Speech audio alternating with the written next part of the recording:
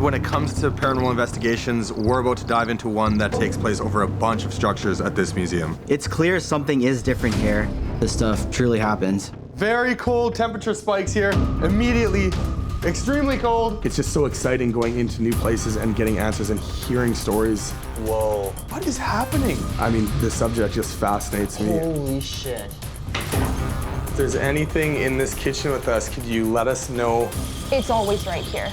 Are you feeling anything? I just feel ill. I always feel ill, like I'm gonna pass out. Can you show yourself for me, William? We don't have a lot of time left tonight. That mystery and that unknown that kind of just drives me to keep going. They keep secrets here. Holy shit. How else do you explain the unexplained? What?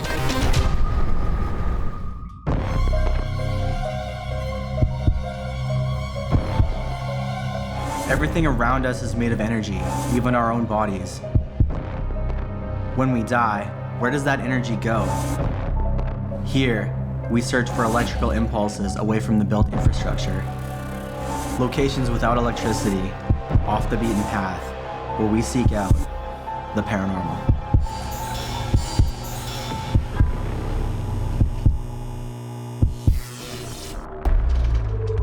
Portage la Prairie, a hub for the farming community in the southwestern part of Manitoba, Canada. Where there are people, there's always a ghost story or something unexplained. I couldn't find anything about the train car, especially it, being haunted. So it's one of those stories that is exclusive to like Fort la Reine, and if you know about it, you'll know about the story of the train car. So a lot of it is just like word of mouth that these people who live in the area know, and these stories that they keep that's just not published anywhere. The prairies of Manitoba, there's a lot of untold stories that I personally am very excited to tell. We have a research team, all these resources to get to these places that we've always wanted to go, and really expose some of these places to, the general paranormal community. Just being able to tell these untold stories from across the prairies.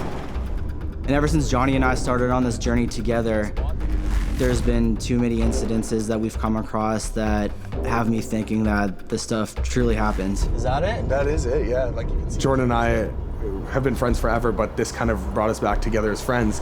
The first time we went out, we both, at the end of the night, looked at each other and we're just like, this is something we'd want to pursue. There's so many questions that we want answered for both of us. There it is. That's the case house. There's the Burton house. That's the Burton house over there, the green one. When it comes to paranormal investigations, we're about to dive into one that takes place over a bunch of structures at this museum. Most of these structures are without electricity, but those that do have, we will power down and make sure they're off the grid so that our readings are not influenced. We're meeting up with Christopher, a museum volunteer, to learn more about the activity happening here. None of these places were actually meant to hold any haunted history until they got here and just word got out, right? You're talking about places that are late 1800s, early 1900s. I mean, there's so much history within those walls. Who knows what happened or what didn't happen. We do have some buildings here that we don't feel have any negative energy. There's always positive, but there's some of these buildings that came with the baggage, so to speak. Right. But if you actually go into the case house, depending on the time, we've had visitors hear children.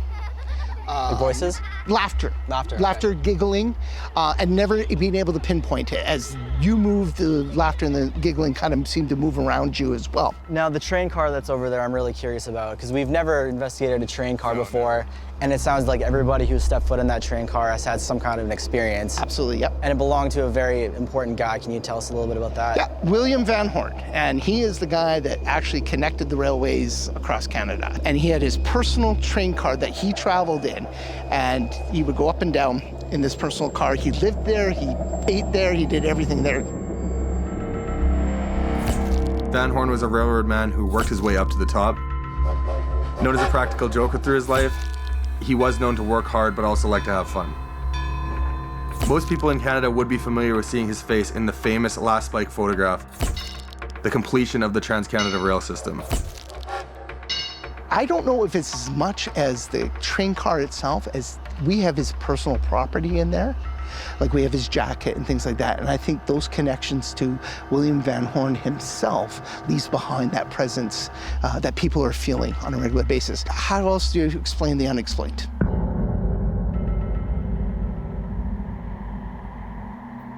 As for why this activity happens here, we have some theories already. Yeah, Jordan and I were making a little joke, basically saying it's kind of the Warren Museum of haunted houses in a certain area, just in the sense that it's not very common that you'd have a bunch of different locations. You know, they believe these locations had some kind of haunted history before coming here, because whatever happened to them there in their original location, not here. So I think that it's kind of funny to look at it that way and have this little, Bermuda Triangle of haunted houses. Okay, so we'll head over to the Burton house. This one was your least favorite, right? In terms of... Yeah, it's ironic because I think it's kind of the cutest looking house, but it's definitely the darkest. Next up, the museum director, Emma, has offered to tour us through the places. She's usually working by herself and has first-hand experiences with activity on site. Oh. And that shouldn't happen at all in here. No. There's no electricity. And vanilla. Like strong vanilla right now. It's almost like it's there, but It's there. And I'm feeling super nauseous right now. Yeah, it's always right here for me. Are you feeling anything? I just feel ill. I always feel ill, like I'm gonna pass out. The Burton house is really interesting because when we did our walkthrough with Emma earlier in the day, we felt a little bit more in the kitchen. Johnny and I both smelled vanilla in the air. We both kind of had like stomach aches. I felt a little bit nauseous. Someone did a prank on it. Emma seemed ill at ease on the second floor, but it was the living room where strange energy was often detected.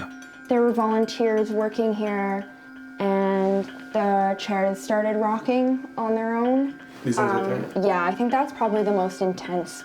She was standing right here, and we had a vacuum, and she went to plug it in, and we all know that like electricity arcs, but like I've never seen it arc from over 3 inches before. And so, yeah, the vacuum turned on, and we're like, okay. So something was really like electrically charged in here when that happened. I heard there was a murder here. From what I've heard, it was like some sort of stabbing in the lower, like either the leg or the abdomen. I've gone in here before, and like my body from waist down just went like ice cold. Really? Yeah, like I had a physical reaction to it. From there, we traveled to the case house, where Emma has previously had a unique experience. I normally wear headphones when I'm alone, and I had a very distinct something come through my headphone, like it was like It's like a wave of energy or something? Yeah, it kind of felt like a breeze or like a really quick like breath or something come like through one headphone and like disappear out the other. It sounded like a breath, or? Yeah, it was like, can describe it as like my music almost cut out, and like I went like lightheaded, and there's just like this like rush of like air. So it's not like a negative energy per se, it just seems like... Sometimes it can be scary regardless. It still freaks you out. Yeah. It's like, I think the biggest thing is energy is not just attached to houses, but to objects, right? And so when we move things around is when I feel like you really kind of annoy them. So this is kind of like the graveyard for pictures, which I'm starting to go through. Just as far as objects holding energy, I think pictures hold a ton of energy, and we have a lot up here, so. Absolutely. Emma's experience has us curious to try a sensory deprivation experiment, but before we do that, there's a train car to explore. A lot of storage compartments. He also really liked cooking, so he had a full kitchen put in here as well. This is his bedroom. He was a very large man. He was over like 6'2", and he was like 300 pounds. So how he got through here, I don't even know. Like, it's a big guy for a tiny, like, Probably tiny struggled. space. Yeah, but this was personal quarters, and this is his jacket. Oh, wow. Yeah. So I feel like objects, if anything is gonna hold energy, it's gonna be his official work jacket. I think having all these locations come into one spot, it couldn't hurt the paranormal activity, or at least the chances of capturing paranormal activity here. And it definitely makes it a lot easier. You don't have to travel from location to location to location. You can just walk across the grassy area to the next one. But it also begs the question, is it one entity traveling from location to location, or is it separate entities? With night approaching, it is time for us to begin our search for spirits, but first, to cut the power to the houses. So this is where we gotta turn the power off. It's right beside the Burton house. We had to cut the power to the Burton house, and it wasn't very easy, to say the least. We had to go to the house next door, and we had to climb on the ladder. But before we could even climb on the ladder, we had to jump this huge hole in the floor. Whoa. That if you weren't looking for it, we would have fallen like 4 or 5 feet and, possibly hurt ourselves. Be careful. Going in. I think I gotta, hold on. Power's off? Power's off. Okay. That is probably the sketchiest thing I've ever seen. This is the house that I'm most freaked out about investigating. Hello? Is there anybody in here? Doesn't like it when we move things, so I'm just gonna go ahead and do that. Was there a murder that happened here? I'm getting that same feeling in my stomach. Really? We just wanted to introduce ourselves. My name is Johnny. And my name is Jordan. If there's anybody here from the Burton family or anyone else, can you please touch that antenna, that device in front of me, and it'll let us know that you are here. So the REM pod, we've set it up on like a little tripod. If you touch the antenna, it'll light up and it'll make a noise. It also has a temperature gauge on it as well, so it will make noise if the temperature fluctuates, hot or cold. We use a lot of those. We just place them around the house. And it's happened quite often where we'll set it up like downstairs and we'll be upstairs on a location, and then we'll hear that REM pod just going crazy downstairs, and we'll have to come downstairs and check it out and maybe ask some questions in that area of the house. Nothing there, but there was something here. What was the baby's name? Oh, man. Massive Hey, spike. I've never seen that. It was actually going to the yellow and red and back and forth in a really strange way that I haven't seen. So it kind of got us thinking about, is there a possibility that, was kids involved in something negative that happened in that house? What was the kid's name? Spiking on the high chair too.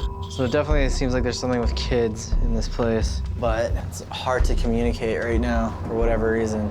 It's clear something is different here, but we decided to move on because day one is just a preliminary start and we needed to explore other locations. So we headed to the case house. You don't want to let it go, but eventually you just have to move on, especially if that's the only way that the entity wants to connect with you. So we had to say goodbye. Maybe we'll head back in there tomorrow, see if we can get any more activity around the baby carriage.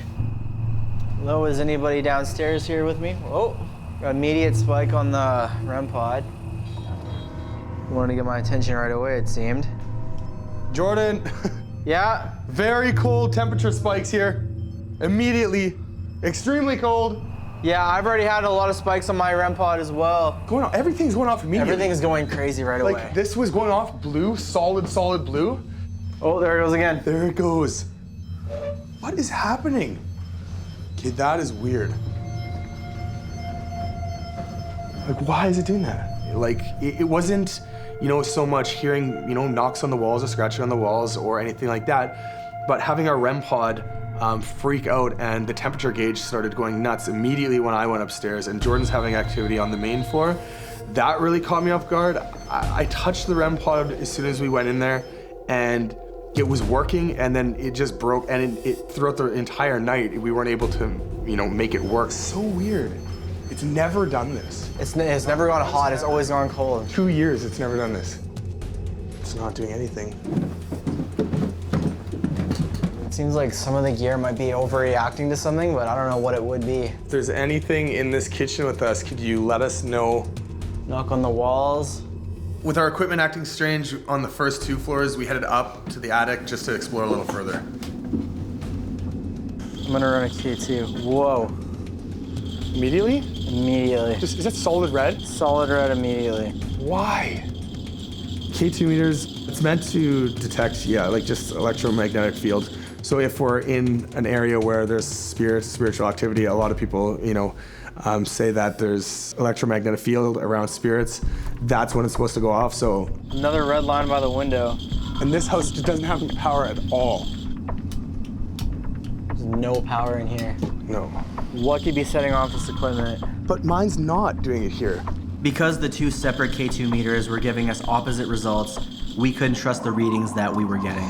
If I hold to reset it, it doesn't do anything. As a last experiment, we decided to try a spirit box test in the dining room. Okay, here we go. Hello, can you tell me your name? So a spirit box is basically this little radio device. You hit the button and it like pans through radio stations at a very like fast rate, and you can change the rate to go faster or slower. We asked if there's something you wanted to say, so you lit up the K2 and you lit up the REM pod. So you can communicate with us now through the spirit box. You can use your words to tell us what you want to say. What you're supposed to be doing is like kind of listening for like voices like in the white noise. Dan? I heard Dan. Dan? Every now and then you'll pick up a voice that it's not Ferrum. Like random words from the radio station, but the more you listen, the more it seems like. Do you know Emma? Was that a yes? You'll hear answers back to what you're saying. We would like to tell your story, but we need a little bit more to go off of. I'm a woman. You're a woman. What's your name? You hear the same voice, but you kind of hear a different voice right after it. And you're trying to pick out any sort of message that any spirit might be trying to communicate to you. Whoa. It's nothing really definitive right now at all. No. So, our preliminary visit shows us something is present, though hard to decipher. So we don't know what it is, but we definitely know that there's activity in that house. With the night moving on, we're excited to do preliminary examination of the Van Horn train car. Watch your step. Hello, Mr. Van Horn? I don't even think I've ever actually been in a train car, so being able to investigate a train car is a really unique experience. Something I'm grateful for, being able to come to Fort la Reine and do something like that. But not only just having that experience of being able to investigate there, having the experience of actually capturing something that we strongly believe was paranormal activity inside the train car. That's with William Van Horn and his coat. William, my name's Johnny. This is Jordan here. And we're just here to try and have a conversation with you. Reaching around in his coat and playing with it. We know he's said to be temperamental and a bit angry sometimes. As much as we don't want to taunt him too much, it is nice to antagonize a little bit just to, provoke a response. Is this your jacket, William? Can I keep this jacket? While watching videos yesterday and just like, when Rusty put his jacket on, Rusty was an employee here, he'd do reenactments for the kids. And he said that William gave Rusty his approval when he put the coat on and he was doing a good job. It's almost like, you're doing a good job impersonating me. Good, you get approval. So it's like that same kind of ego, cocky feeling is what I felt immediately when the name came through as we're kind of leaving, like, yeah, William, it's me. Would you like to communicate through this other device? You could use your voice. Can you light it up for yes? Oh, yeah. Oh, there it is. What? We heard something. It almost sounded like a scratch or like something was dragging its hand on the side of the train car. And I originally thought it might have been like one of the crew moving around, but Johnny and I looked at each other and we're like, whoa, did you hear that? And talking to the crew later on, like they said, like, no, we weren't moving. We were being very silent. And they didn't hear it, but Johnny and I somehow did. So to me, that might have been another way that William might have been trying to get our attention, especially since like we had been asking for him to knock on walls to give us some other form of communication and some other form of confirmation that he was there and we were speaking to him. Just want to kind of quickly run through here. Suddenly, the Spirit Talker device detected something and gave us a name. William. William! It says William. Like he's still here. Wow. William, you're here? Are you following us? The confirmation is we're leaving. Like it was. Well, just how like responsive it was while we were talking to him, and then it says his name. So the sun's gonna be coming up right away and, we gotta get some sleep. We're gonna be back tomorrow. We wanna start probably as early as possible, right around that dusk time. I think my expectations for tomorrow are a little bit higher, hoping that coming a second night, if the spirits, or any entities that were here tonight were a little bit nervous to talk to us. We'll be back tomorrow. We're gonna be doing better tests. We're gonna try a little bit harder. We're gonna do sensory deprivations. We're gonna be trying to use William Van Horn's coat to get a hold of him. And there's something in the Burton house that I think is untapped, and I think we just haven't figured out how to communicate with them yet. And I think this goes back to what Emma was saying too. She finds like across the museum, it's a little bit more active during dusk. So like 7, 8 o'clock as the sun's going down. And I think hitting the Burton house around that time might yield a little bit better results, especially considering that our results earlier in the day from today were a little bit more intense and a little bit more convincing than we had gotten later in the night.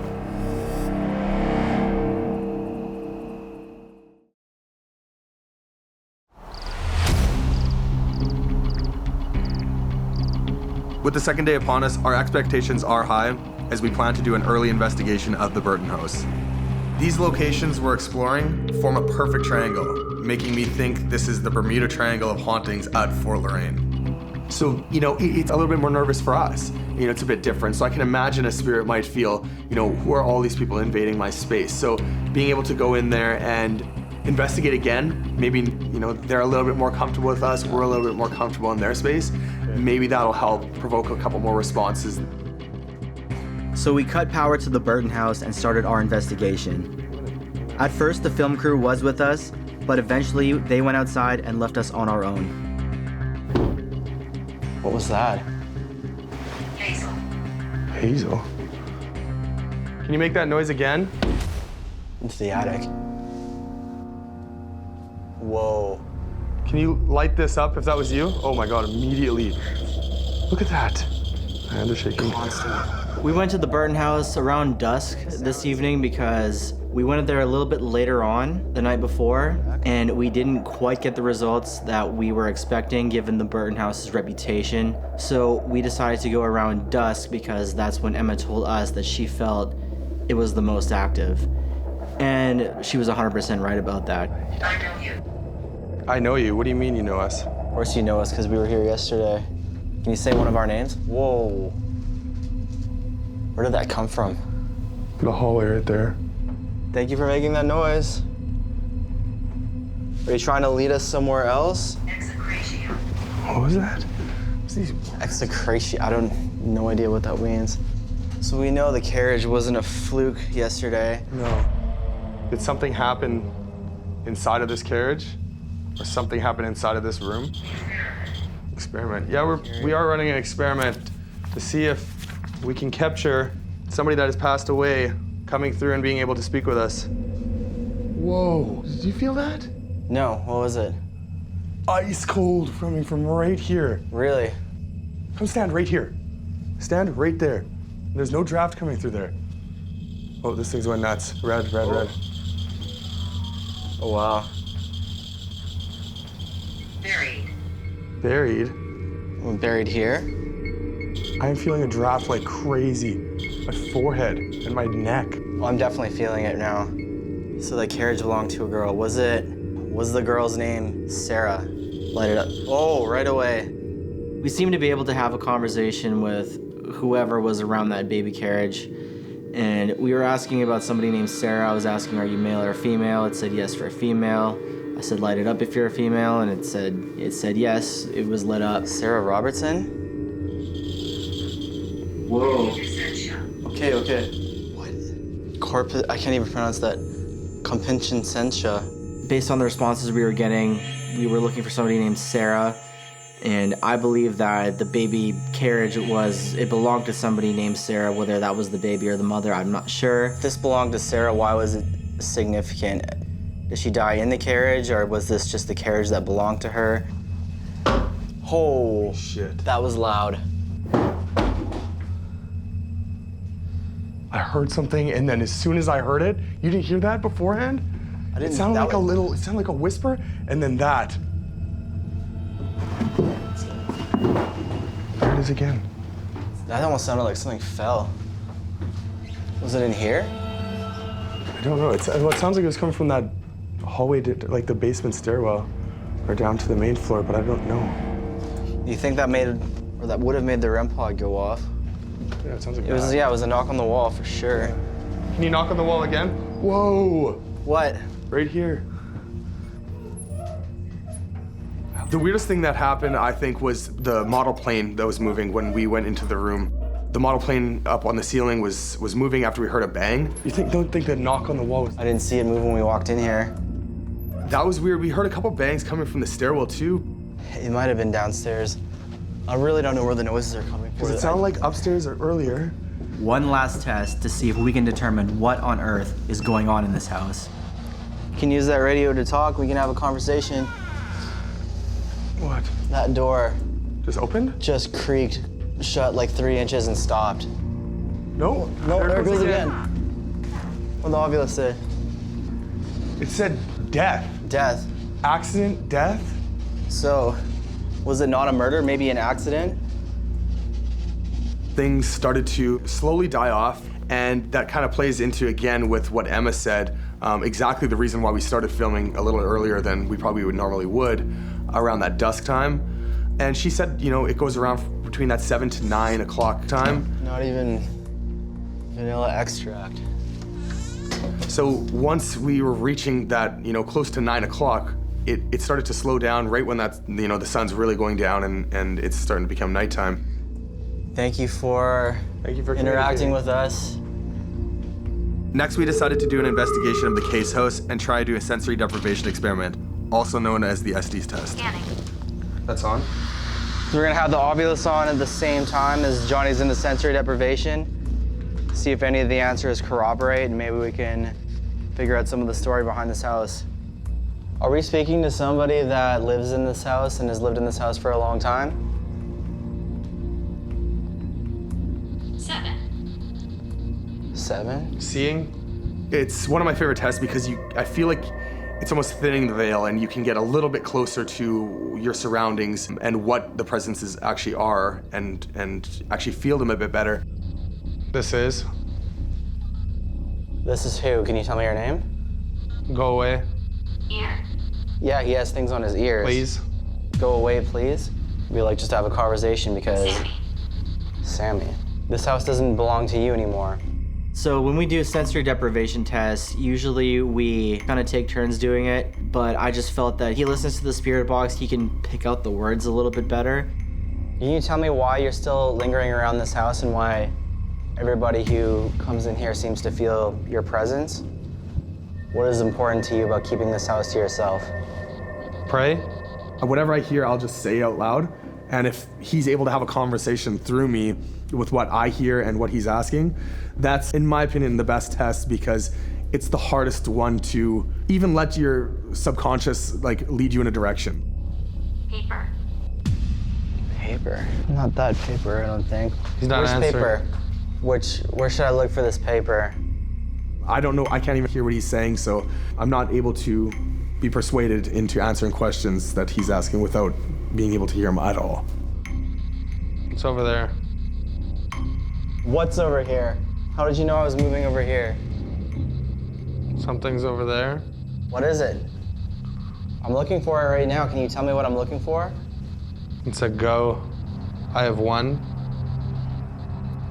What should I be looking for in the paper? I think I found the paper you were talking about.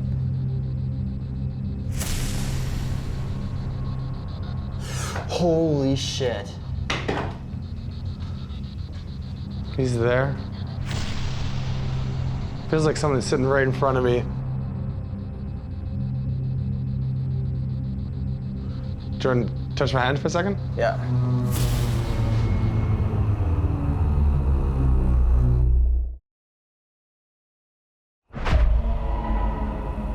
We were exploring the case house when Johnny had what can only be described as a bizarre experience. Jordan, touch my hand for a second? Yeah. It felt like somebody was sitting on my lap and just staring right in front of me to the point where if I would have pulled my blindfold off, I felt like I would have felt something. And that is why I asked Jordan if he could touch my hand just so that I would know that he's still there. That was a weird one. It was very, very intense. It's like when you get in a trance, I just feel my breathing slow down. Yeah. It's a weird feeling doing a sensory deprivation. I don't know what's going on around me, so I don't know if any of the answers that I gave are relevant and make any sense. It was crazy at one part. Well, first of all, the ovulus was going crazy. It said Samuel or Sammy when I was asking for names. It said both. And it seemed like at that point, the answers that I was getting from Johnny and from the ovulus just seemed to be more pertinent with what I was asking. I think I said at one point that I'm gonna go into the kitchen, and he said something like, oh, go in there, you find something in there, something along those lines. It's over there. What's over here? How did you know I was moving over here? And paper too, yeah, it said paper, and it was on the kitchen table or on the table in there. there was a paper, and I had no idea what I was supposed to be looking for. So I'm over here. What is it I'm looking for? Is it the paper you were talking about? I asked a bunch of times, and I didn't really seem to get that response of like what name or whatever. I tried looking for Samuel or Sammy, but the problem was with like a newspaper, if you read enough of it, you're probably gonna find a single word that could corroborate. I'm not sure if that was reliable, but just the fact that there was like a paper, like a newspaper in that room where it told me to go. And then the motion ball too, the motion ball went off. Which one? That one? Yeah, and it actually fell behind the clock too. I had to grab it. Reviewing the footage later, we noticed that at the place where the motion ball fell, the clock shows 7, and the first thing that the Ovilus had said earlier at the start of the session was 7. Coincidence or message from the beyond? Oh, that was weird. Thank you for communicating. Yeah, that was a good one. We're not really closer about finding out anything else from like the case family or like why this is haunted, but I mean, it was definitely a good experience. Undeniably something interesting is going on in the case house, but we needed to move on as we still wanted to explore the train car. We decided to split up and take 2 separate locations in the train car that were somewhat side by side. Van Horn, if you're here, I really want to speak to you. We appreciate you yesterday with giving us your name. I'm just gonna pull out my Ovilus. If you want, you can talk to us again. To do the solo exploration, we switched to our night vision cameras. Okay. All alone, finally in the Van Horn rail car. So this is where he did all of his partying, entertaining. We decided to do the solo investigations mostly because it kind of puts us into the same atmosphere as when the employees here had their experiences, which is a lot of time by themselves. We were actually trying to look for it, but I feel like when Jordyn and I split up, it gives a little bit more vulnerability to ourselves, and the spirits can decide if they want to interact with us on their own.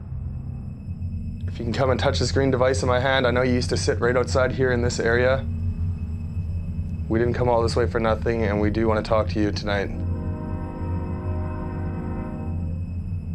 Does that sound remind you of anything? For me, growing up, I knew that if I could find out if the darker side of religion, more like if the devil was real, then I'd be able to figure out more if God was real, because for me, it goes hand in hand. If one's real, the other one's real. I'll start my Ovilus so you can speak with me. Give one of us a sign. Thank you. Thank you very much. It feels like a fun house in here, like full of mirrors, like you don't know what's gonna pop out at you. I'm really interested going back into his bedroom because that's where we felt yesterday we were actually speaking with him. So here we are. Okay, William, I'm in your bedroom. I heard there's this coat. I'm gonna take his coat. Jeez, this thing is very heavy. I was in William Van Horn's bedroom in his train car, and I was being a little bit provocative with my questions. I was trying to elicit maybe a bit more of a concrete, sort of violent response from him. William, does it bother you that I'm holding your coat? I think I might take it for myself. What do you think about that? And I was holding his coat over my shoulder, saying I was gonna walk out with it and stuff like that, just to see what he would do. Said, like, would you be able to stop me? The coat is warm and it's a cool night. Would you try to stop me if I put it on? Hair? Would you try to stop me if I put it on and just walked away with it? And throughout that process, I just started hearing like knocks around me. Holy shit. And I don't always get like worked out about a knock, but it just seemed like the timing of it was a little bit scary for me. But I just kind of kept on going with it just to see like how far it would go. And I still don't know what happened.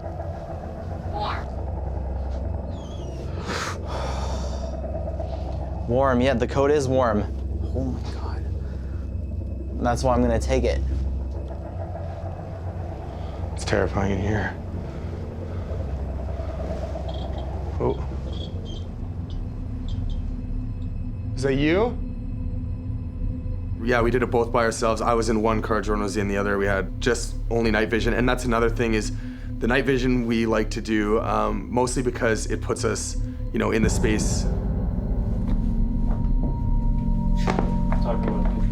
Night vision. What happened there? Not a clue.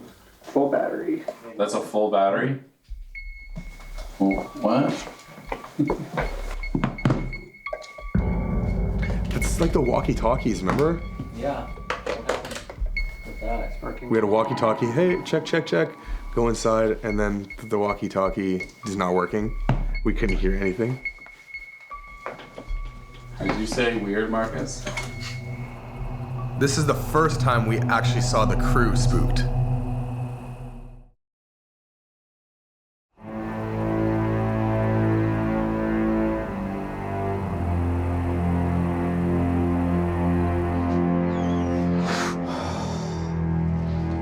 Oh my God. It's terrifying in here.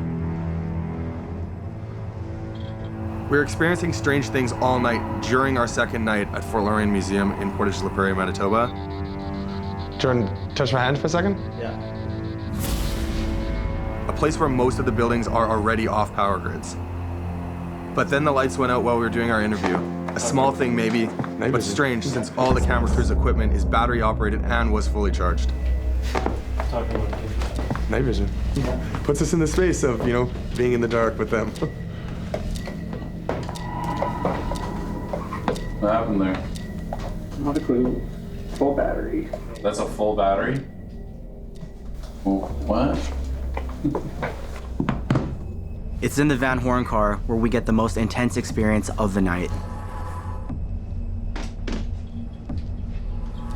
Come on, William. We didn't travel all this way for nothing, and I feel like you, being out of anybody that's around this location, would give us the most interaction. You did last night, and I'd love to see it again. Can you show yourself for me, William? We don't have a lot of time left tonight. I heard knocking over there, above me.